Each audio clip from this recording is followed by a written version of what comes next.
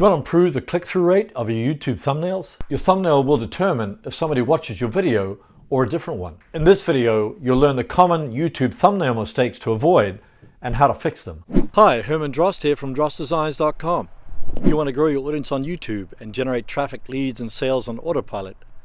Click the subscribe button and click the bell notification icon so you'll be notified whenever I have a new video. Where does YouTube show your thumbnails? It shows them on the channel homepage. They appear on Up Next on the watch page, under recommended videos on the YouTube home screen, in the search results, in the suggested videos on the right hand side of the page, and even in your subscription feed. This means your YouTube thumbnails are always competing with thumbnails from other channels, so you need to make them stand out. Here are 13 YouTube thumbnail mistakes to avoid and how to fix them. Number 1, not optimized for mobile viewers. More than half your audience is watching your videos on mobile devices. Therefore, you've got to make sure that your thumbnails look good at a small size. Number 2, too busy. When you have too many images or too much text in your thumbnail, it looks cluttered and it'll be hard to read. Instead, just use 1 or 2 images and 2 or 3 different words. Number 3, blurry images. If you don't sharpen the images in your thumbnail, it may not be clear to the viewer what the image actually is. For example, if you use Canva, you can use the blur tool to sharpen your images. Another thing you can do is add an outline around your image so it stands out from the background and other images. Number 4, not using bold, contrasting colors. Use bold colors in your thumbnails so they'll be easy to see in a small size. Also use complementary colors like blue, red, and yellow. Another way to make your images stand out is to increase the saturation. If you're using Canva, you can just increase the saturation using the saturation tool. Number 5, not using bold text. If you use a skinny font, it'll be hard to read at a small size. Try to use a font that is at least 30 points. When adding words to your image, just add 2 or 3 words so it doesn't look cluttered. Number 6, not telling a story. Your thumbnail image should try to encapsulate the content of your video. Therefore, use words and images that begin to tell a story of your video. Number 7, don't use a screenshot of your video. The quality of a screenshot is not very good, so it's better to take a separate picture using your camera. This is particularly true if you're using a face in your thumbnail. Try to use the best picture you can that focuses on the eyes, because the eyes are the window to the soul.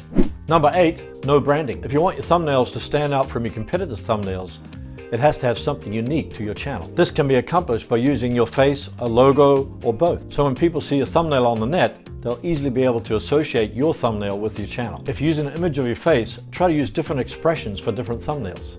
Number 10, creating a clickbaity image. If you create a thumbnail image that is not true to the content in your video, you might get a high click-through rate, but you'll get a low watch time. If you get a low watch time, then YouTube won't promote your video on other people's channels as suggested videos. The best scenario is to get a high click-through rate and a high watch time. Take the link in the card to get my watch time optimization tips. Number 11, forgetting about the timestamp in the bottom right-hand corner. YouTube places a timestamp in the bottom right-hand corner of every thumbnail image. Therefore, if you place an image or text in the bottom right-hand corner, it's going to be covered up. Number 12, avoid repeating the title in the thumbnail. Instead of using the exact title in your thumbnail, try to think of words that complement the title. Ideally, your thumbnail and title should work together to motivate someone to click on your video. They should also be a preview of what's coming next. Number 13, not improving your thumbnails. It's easy to get complacent with your thumbnails and think they're doing fine. Instead, try to get feedback from others so you constantly improve your thumbnail designs. Now you know the common mistakes to avoid when designing your thumbnails. If you want to know how to make a clickable thumbnail without using Photoshop, click the link in the card. I'll show you how to make an attractive thumbnail using free design software within a few minutes. Here's an important thing to keep in mind. According to YouTube, you can increase the chance of YouTube suggesting your content by increasing your click-through rate and your video watch time. I've already explained how to increase your click-through rate by creating better thumbnails. Click the link in the card to get my watch time optimization tips so YouTube will suggest your videos to more people. If you extend the time of people watching your videos or successive videos in a row, then YouTube will suggest more of your videos on other people's channels. When more of your thumbnails appear on more places on YouTube, then you'll get more views and subscribers and your channel growth will take off.